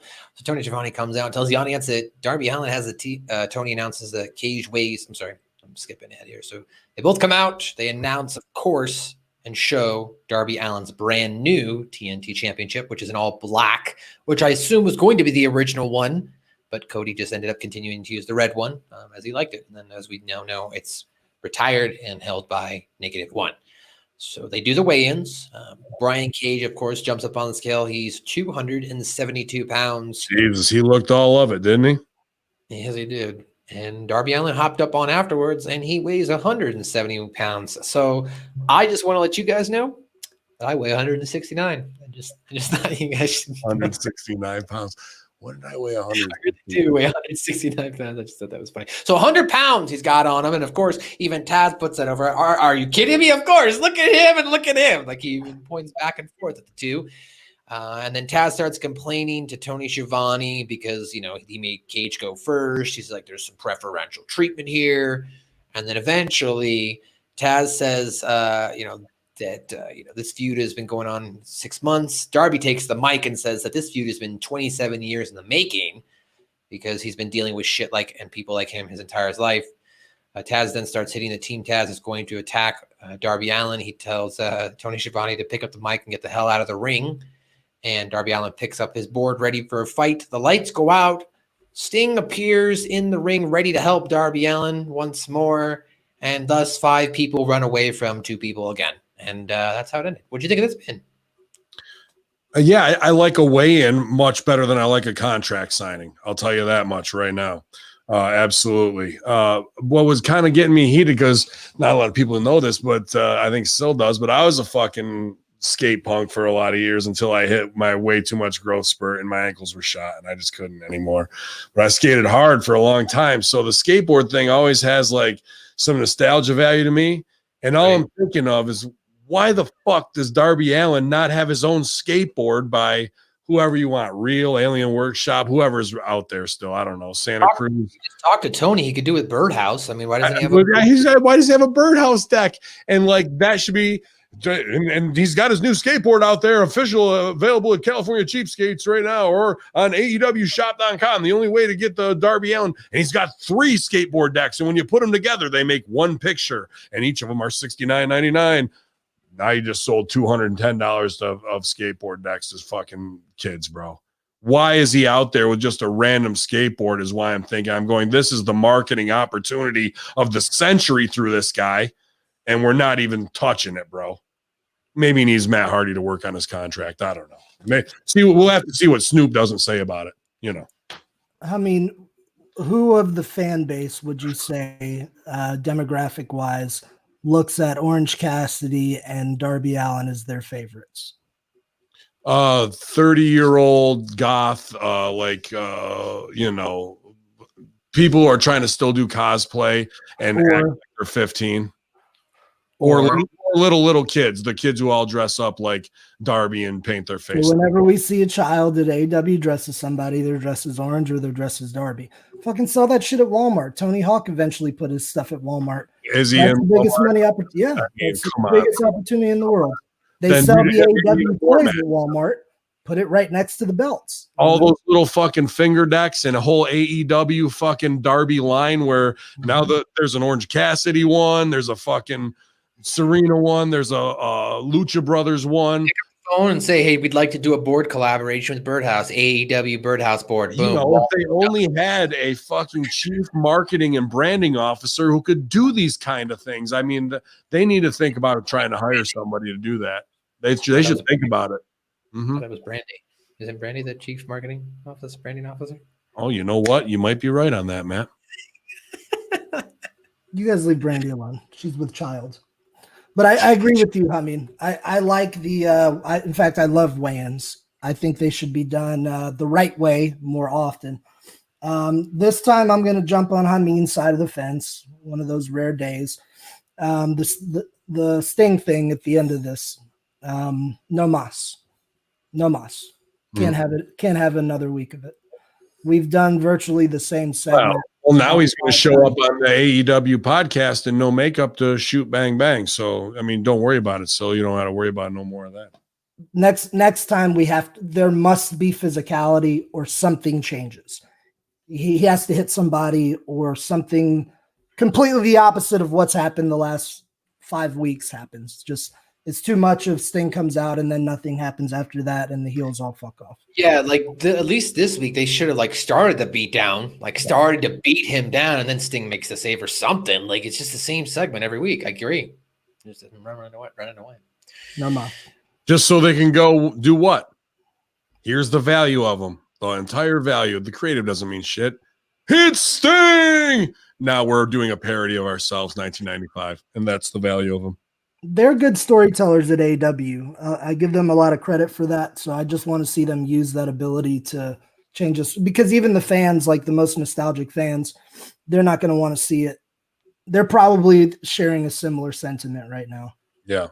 I would even like this. I think Darby, it'd be too comedy, but Darby could get away with ribbing. Like if he's on at 272 pounds and whatever, like they should fucking had Darby get on the scale, like holding his skateboard, and he weighs in at like 260.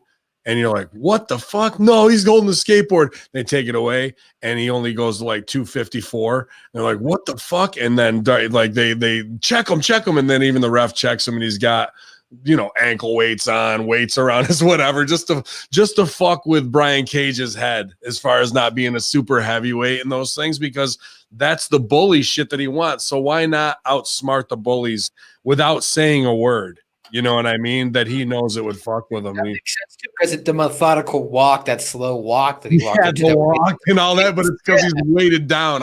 I really wanted to see him step on the scale with the skateboard and have him. And if you're going to do it, you'd make sure the weight was 272 pounds. Now, he's a small guy. 100 pounds to carry in the ring is tough to kayfabe, but it's wrestling. We could have had whoever's reading the weights say it's 272 pounds, and he's only got 30 pounds of weights on him. It's the visual, right, of what we're trying to do. So, you know, the reaction of Cage of how the fuck is this guy 272 pounds?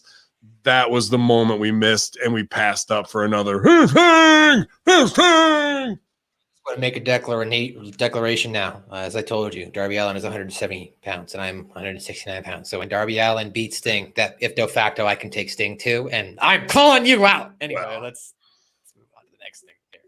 We go backstage. MJF. He finds Jake Hager, who is angry and hitting stuff around in the locker room. And as you've seen on AEW the last couple of weeks, MJF is trying to be the glue for the inner circle now. He's going into, whether it be last week, Proud and Powerful, talking about them losing their family members a couple weeks ago, and then this week now with Jake Hager saying, hey, man, you're still undefeated at MMA, bro. You're still awesome, bro. It's time to cut in. You're like, great. And then Jake Hager's like, you know what? I was going to beat your ass, but I appreciate you. Now get the fuck out of here. And then he leaves. And that was the next segment, pretty much. Not word for word, but pretty much how it went down. Any comments? You want me to move on to the next thing? Go for it. I just got to give the password to Colin so he can upload the next level. I see that he's sending me the same message as well. I'll get it. Go ahead, Sil. Did you have any thoughts on this quick little snippet? Did you like MJF's maybe kind of I don't know, sniveling little sneakiness that he's kind of doing the last month itself, trying to like aggregate himself within the inner circle clique? I love MJF. Everything he does is entertaining. It's a short segment, but MJF always delivers, so I'm good with it. All right. Well, next up we had I think I was a little disappointed with how this segment started. It showed of course they choose. This is the one thing they and I no disrespect, I get it, but this is the one thing they choose to show from AEW Dark, as they show -1 in the ring with Marco Stunt calling him out, and basically the clip, in which I didn't see the whole thing, so I don't know what happened, but what they presented to me on AEW Dynamite was Marco Stunt got told off by a child. And it made him look smaller than he really already is. I don't think you should be bringing more attention to Marco Stunt's stature in that way. And then we went into his promo. He talked about, or I guess Alex Marvez really questioned him what his thoughts are. And he was, he kind of gave a little bit of a heartfelt promo, talked about how he felt like people were kicking him around and whatnot. And then FTR popped in and they kind of clowned on Marco some more, and then Marco took it upon himself to basically say that next week Luchasaurus will not be in the match. It'll be him and Jungle Boy. So I like the promo part of it. I just didn't like that -1 segment thing. I didn't think that should have been included. I don't know. My opinion. Who wants to start? I mean, you go. All right. It's tough to be in this with the Brody thing still going on. And there's even more that we kind of fabed around on the Friday locker room. I don't want to get into it, but I can get passionate and stupid about phony wrestling, but at the same time, when a kid of that age loses a parent, father figure, even grandparent, you have to do the Disney. Let's create an experience that will always be tied to this for your life, so you don't really have to live it in the real time of the way it's going on. We want it to be a big Magic Kingdom thing, and I didn't feel like this was pimping the kid out to do a wrestling angle. This is the continuation. I know you're not saying that. It could easily be viewed as that, is what I'm saying. Oh, okay. I didn't mean to peg you with that, dude. I think that this is more of a good faith of creating the crazy world, even though the kid knows what the biz is, of keeping his young mind occupied and still having fun. And me as a viewer or as someone in the locker room was like, to me, that's still cushioning the blow of a very harsh reality. And even if it's at the behest of Marco Stunt looking one way or another, in front of that audience, it can work. I don't trust them to do it fully, but at the same time, that's also Marco Stunt going, you know what?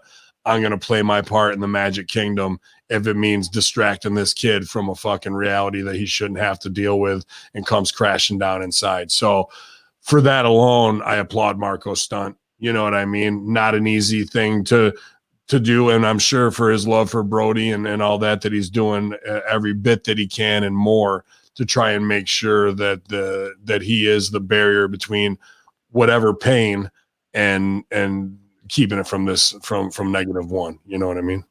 Yeah, before you jump in, so I just want to clarify too. It's not that I don't disagree with any of that. I just don't think that should have been on AEW Dynamite. That's all.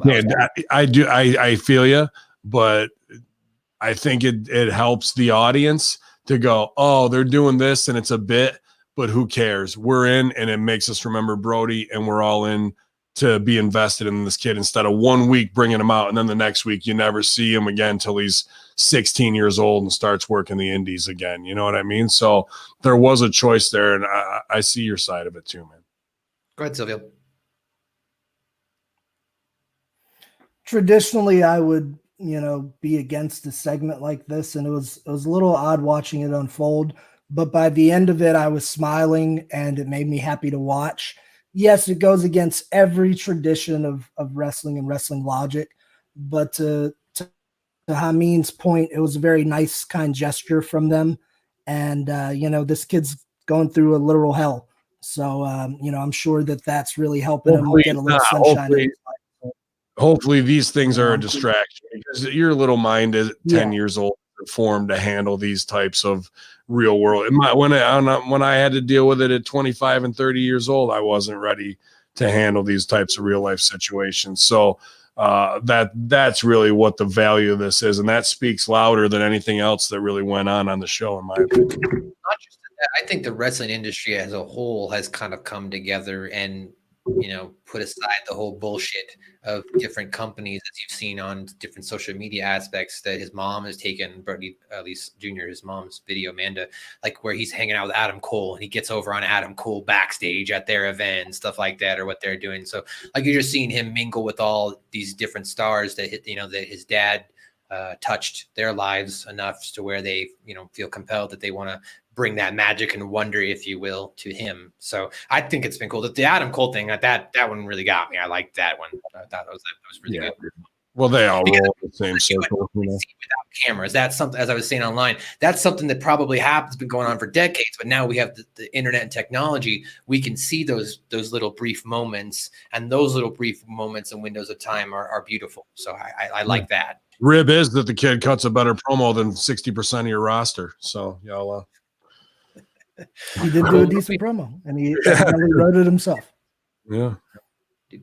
So we come back after that commercial break with the Jurassic Express stuff, and we go to Cody Rhodes now with Snoop Dogg taking on Chris Silvio's brother, his bro, Matt Sydal.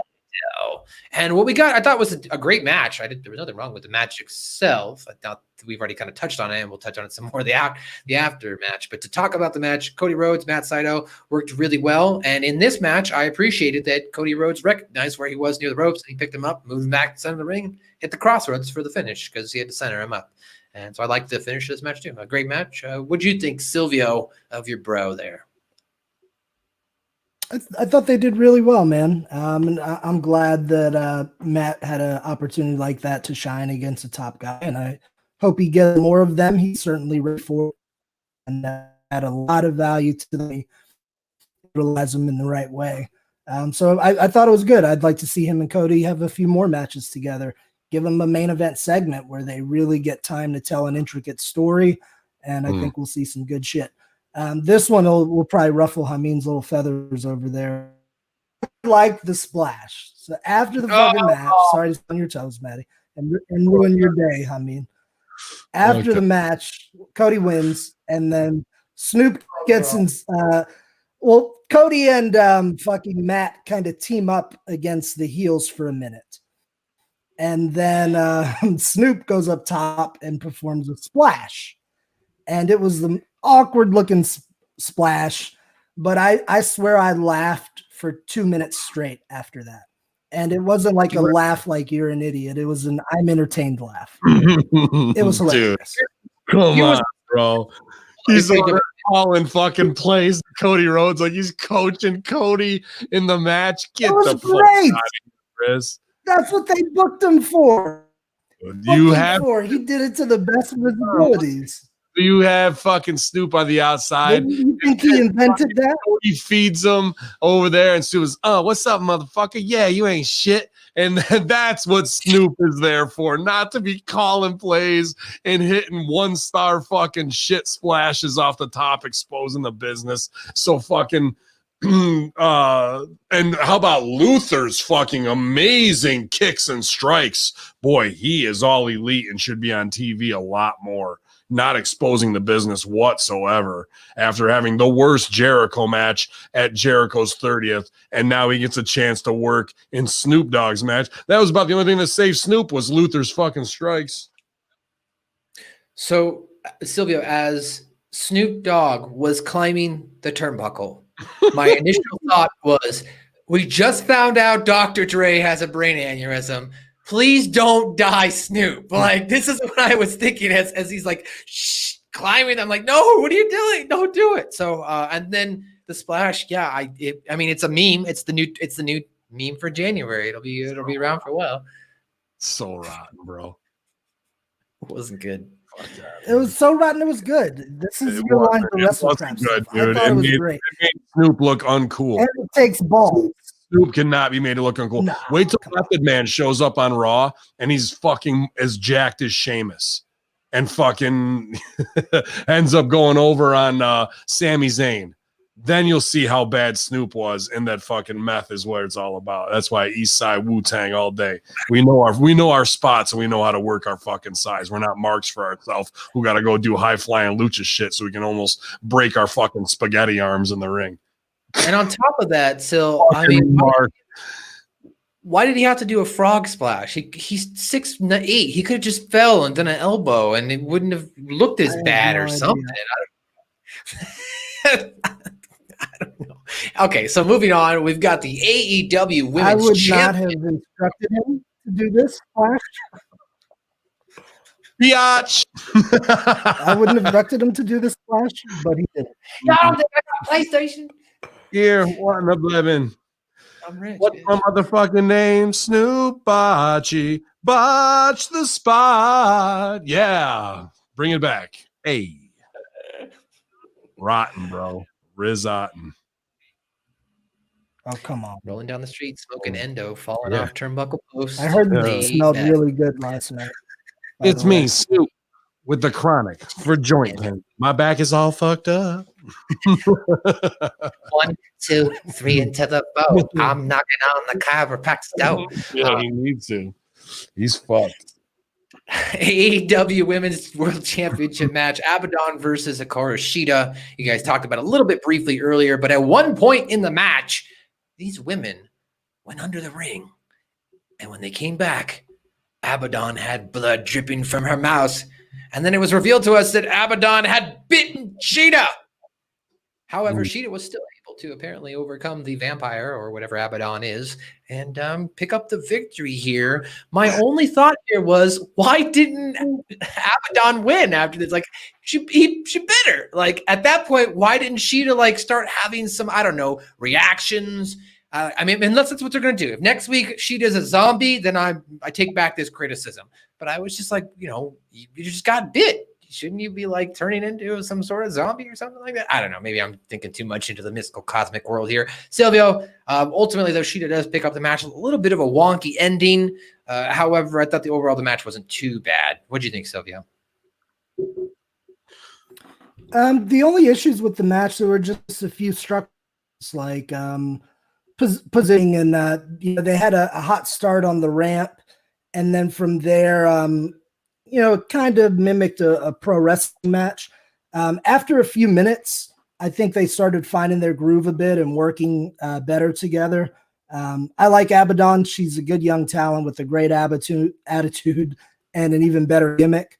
I kind of agree with you a little bit, Maddie. I would have liked to have seen Abaddon win that one just to shake things up. She's been champion for a long time. She's not really in any main angle, so what are you going to do with Abaddon from here?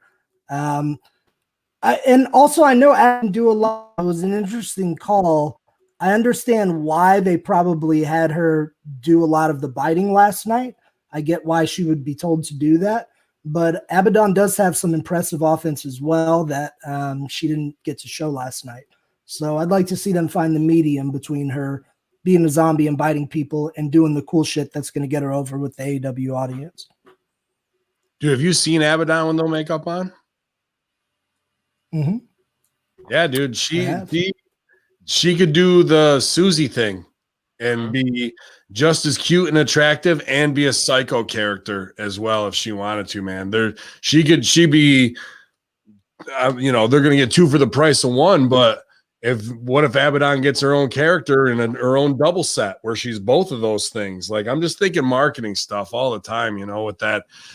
Dude, Shida fucking tattooed her with that kendo stick shot, bro, out of the gate. This match went way too long. The Abaddon needs to be protected as a quick in and out. The longer she's out there, the less her stuff means, So we really needed to go half short, twice strong on this. And once she bites her again, that's it. Match over, dude. That's beyond wrestling, and that's what puts heat on Abaddon, that she's willing to be carnivorous in a match, you know what I mean? And that's Shida as a babyface. That's her opportunity to sell in a horror type of way that goes beyond wrestling to drive this into a no holds barred, no nothing barred type match where Sheeta then has to raise up and do something, whether it's gigging fucking Abaddon or da-da-da-da. But you can't bite the baby face and then keep the match going and have the baby go over. Fall within Shit. referee. Do you think to fall within referee or wrestling logic because technically the ref couldn't see it happen and it happened under the ring? Technically, If got blood flowing out all, that doesn't matter of it. Like the thing is about getting bit and stopping the match. That's what puts heat on Abaddon. That she's a psycho. That you're out there not to go wrestle and lock up. This bitch will bite your finger off, bite you in the jugular. Like, how are you going to stop her and defeat her? And should she be banned from rings? So everything is non-sanctioned. Anybody who dares face Abaddon to fight, like to have a mythic beast from the other side just in a wrestling match, well, now we're not doing something right. Why? She needs to have the pentagram match, the 5, whatevers of hell, the all this type of shit. Like everything, you can't just have her wrestle and then lose, bro. No, I agree. I think they could have went another route with the under the ring too. Hmm. Yeah, there's 1,000 tricks. Like her pulling Sheeta under the ring. I think that's more of something she could do when Sheeta's in a match with somebody else. But they just showed that bite on TV. Yeah. What if she, like, I want to see some stuff from them that's Undertaker level. Am I froze up or you guys froze up? No, you're Sills froze up then. Stevie Ray just got a hold of me, says he has good news. I am at least. Call him after this. But I'd like to see where it pulls her under the ring, and then we have some, 4 fire extinguishers on either side blast CO2 out, so it looks like, she's taking her to the underworld, and then we get Sheeta in the underworld in a pre-produced thing, But we're not getting any of the magic with this character that is a Bray Wyatt level, and she's even doing things like the Bray Wyatt, inverted, or I guess back bridge, but there needs to be more care taken of that character as well. Just so you guys know, in 1999, there was a manga that debuted called The Tokyo Zombie. You've got Hikaru Shida there, and you've got Kenny Omega there. Put it together, make her the Tokyo Zombie. Pop culture. It's a huge thing in Japan. Bring her back next week. Have her start turning into Tokyo Zombie. I don't know what I'm saying. There's a lot there. There's a lot because she's different than anybody else on the roster. Yep, I agree. All right, well, let's move on then to the main event, as the main event is calling us. We've got AEW World Heavyweight Championship. Oh, I apologize. We had the quick promo. You guys went over it with Jenna when she was on about Tay Conti cutting the promo. And then next week she's going to challenge Serena Deeb for the NWA Championship. So you guys already went over that. But moving on to the main event, we've got Rey Fenix taking on Kenny Omega with Don Callis. And I guess the Young Bucks are out there as well. And then for the AEW World Heavyweight Championship match, a little bit pre-match hype as we had the Death Triangle talk about how they were not going to come out tonight. It wasn't all about them. It was just about Phoenix. These two men have a great match as they've had before. It's about the 3rd or 4th time I've seen Phoenix take on Kenny Omega. However, ultimately, Kenny Omega does pick up the victory as he hits Phoenix with the One-Wing Angel, pins him for the championship match, and retains his title. I can go over the post-match stuff here. Winner, as I mentioned, Kenny Omega. After the match, Don Callis got the microphone. He started cutting a promo, and then all of a sudden they're interrupted. And they go backstage and they show Eddie Kingston and the Butcher attacking the rest of Death Triangle. John Moxley comes out for the save with a baseball bat that's wrapped in barbed wire. He hits Omega with the bat in the stomach. Anderson and Gallison, of course, now coming from Impact Wrestling, come in and attack Mox, hit the Magic Killer. Gallows, Anderson, Omega, and Gallison all embrace. Continue to beat down Moxley some more. Omega sees that he's bleeding. He grabs the bat and hits Moxley multiple times. Then AEW wrestlers from the crowd start to try and save Moxley. However, Gallows and Anderson stop it. Griff Garrison, Brian Pillman Jr., Young Bucks finally come out, and they are pleading with Gallows and Anderson to stop. Pillman Jr. and Garrison are holding the Young Bucks. Notice Omega, and they hit him with a super kick. And then they all like do this too sweet gesture, and that's how they on. So it kind of looks like the Young Bucks are, gonna they kind of made it look like they're turning heel, but they're still kind of in between, right? Because it looked like Pillman, as I said, Pillman Jr. and Garrison are holding, they're being held, and they're all of a sudden the Young Bucks super kick them. So I don't know. Am I reading too much into this? Are they turning heel, Silvio? Or is he not here Silvio's anymore? gone, yeah. So Sorry, just Hamin, me, sorry.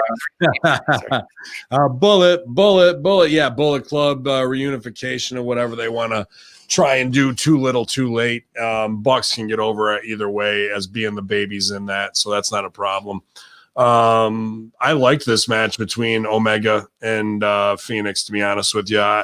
They did a lot of good back and forth early on to sell for each other and set up good space. So when they had to get their shit in, it was coming off of the sell and feeding back in, which in matches past, I've seen them kind of forego that. So I really liked the early work in this Pentagon match. I mean, even when he goes up for the Eddie Guerrero tribute and takes the knees to the guts, that was pretty awesome especially after Snoop's fucking debacle, so there's a lot in this that I liked with Pentagon on the cell instead of just getting his shit in, because we know he can do unbelievable stuff, but it was him being down that really sold this. What I didn't like was Don Callis being like, that's it, it's done for you, finish him, because we're kind of into Omega, and fucking this is like make Omega into a super heel because Callis is saying so and calling shots. And again, it's Callis with these, whether he's on Keeping It 100 or whatever, these rib on wrestling terms. Like, it's just so like, just stop. Let them be real, dude. Be you. We've heard you when you're real. We know what it sounds like. It's the wrestling voice, wrestling talk that kills these scenes. And really, it lowered this about 10 points on the score, because Callis can deliver in the vision, but it's all about, we were in Japan and we did this at Wrestle Kingdom. Nobody gives a fuck. Nobody gives a fuck about that. It's what's happening right now in the real moment that we're creating, not living off of some shit that was cool in 2014, because all of this has jumped the shark, and we're all just picking up the pieces of what WWE could never even attempt to do and get right to start with.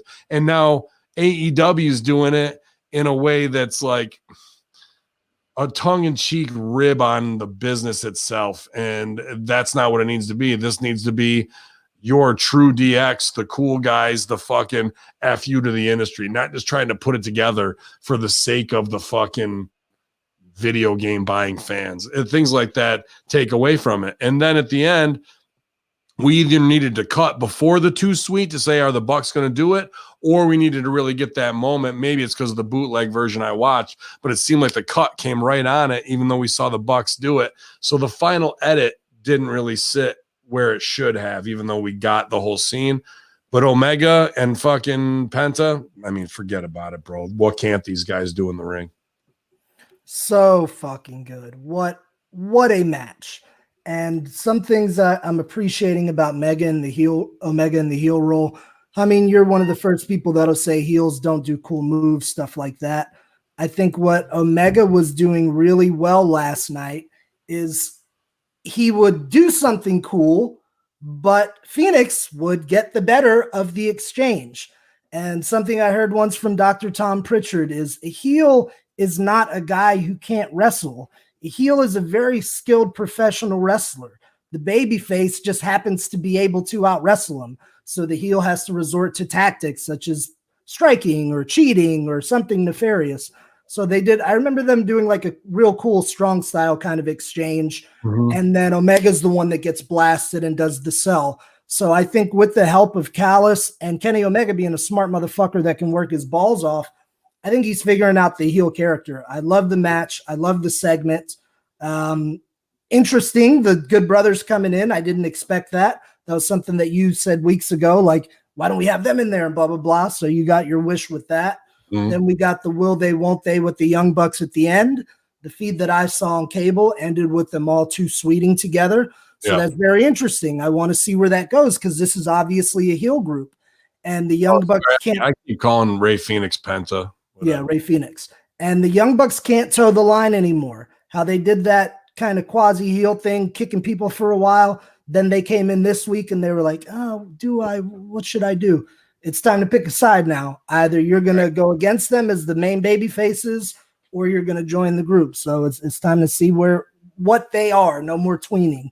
But awesome match, great segment. I love the package of Omega and Don Callis, and Kenny is a heels over with me, man. Can't say anything bad about him. I will say I would think for the diehard AEW fans, the conclusion with them all doing the too sweet thing was probably great. Everyone probably loved that for the diehard fans, because that's what they've wanted for so long. We didn't get that because initially Gallows and Anderson were supposed to come in, but they re-signed their deal. So we never really kind of got the American version of the Bullet Club on national American television. We had it kind of with New Japan and Ring of Honor, but on a national scale like this, we haven't got a real Bullet Club with the guys that were really doing it versus WWE trying to kind of do it with the club in WWE, which they didn't even try. You had Finn Balor, AJ Styles, and both Gallows and Anderson there, and you didn't do anything. You had an opportunity to print money, and you did nothing with them there. So hopefully, if they're going to print money, they do it right. But yes, it was another action-packed edition of Light the Fuse's review of AEW Dynamite from January the 6th, 2021. Still getting used to saying that. I keep typing in 20, and then I'm like, oh, yeah, that was last year. Oh, yeah, I messed with you, right? But I'm your host on the scene. Here is clean. I'm lighting up green, your boy, 2020 producer of the year elect, MSG. Tune in next week's edition for Like the Fuse for the inauguration ceremony, as the results will be finally counted and totaled, and it will be shown that I barely did beat out Ben Hamin. Ben Hamin voted for me. I mean, he told you himself. So, I mean, this is just a conspiracy brought up by, some people who did not win, Big Ray Hernandez and Chuck from the Horror Junkyard. But at least Chuck from the Horror Junkyard has done it in a fun, comical manner. So thank you, Chuck, for that. That being said, ladies and gentlemen, you can check me out on the Suck My Balls podcast each and every week. Out right now. Episode number 57 is up. It's probably one of my favorite South Park episodes. And if you're a stoner, you love it too. It's Cherokee hair tampons with voiceover guest Cheech and Chong. So check that out. As well as you can check out the brand new episode of the New Force Order podcast, as we mentioned. And I would like to make an announcement here before we end the show. It has been my honor and privilege to serve on the Starfleet Academy as their producer. But as I move forward here on patreon.com/TVRateTV, I had to make a choice. Was I with the Star Wars guys or was I with the Trekkie guys? And, well, I got to go with my winning group. I mean, the 2020 Affiliate of the Year. So as of today, the last episode that I produced for the Star Trek Triple D Academy podcast is up with the Man Beast. And shout out to James Money McIver, who's going to be taking over for a couple months while John Enright gets accustomed to editing his own stuff. So that is the last thing I have for you here. And I'm Matt Schaefer. It's been my pleasure to be your host. Patreon.com/TVRateTV. Patreon.com/TVRateTV. We've got actress from the movie Concrete Cowboy with Idris Elba, Liz Presley, going to be dropped tomorrow for a $3 tier and up. So if you want to join $3, at least try it out. You'll get some content. And the weekly Sonny Ono podcast. Going to get that every week. I'll have that delivered to you every Tuesday morning. And of course, you'll get my own personal email. I send a nice little touchy email when you sign up so you know how to get hold of me. So patreon.com/TVRateTV. Awesome, man. Great work from the producer of the year, from the show of the year on our mainstay at hackerhamin.podbean.com, the MSG, and Light the Fuse. But the only reason we really won is the sex appeal of this show, because we've stepped up our sexy in 2020. We're working with Stevie Richards Fitness, and we've got the Chris Silvio, the only place to find them, right here. You might find them over in the Seidel Dojo, training some of the best young talent who are ready to make their debut on AEW, Dark, NXT, or Impact. Sil, what else going on with you, Big Daddy? Thanks for the love and support. I'm having some technical difficulties, as you guys can see right now. So my internet's going in and out. But I will see you guys right here next week. Much love to all you for your training needs. Hit me up at Chris Silvio on Facebook Messenger. And I'm out. Y'all, it's Big Sil, it's MSG, Hamin Media Group, high on that Zordos olive oil and Broster's coffee, infidels. What's the word, Thunderbird? We're about to light the fuse and blow up the spot because it's 2021 and we're going to keep shit hot. Y'all, big Snoop Dio, double jizzle.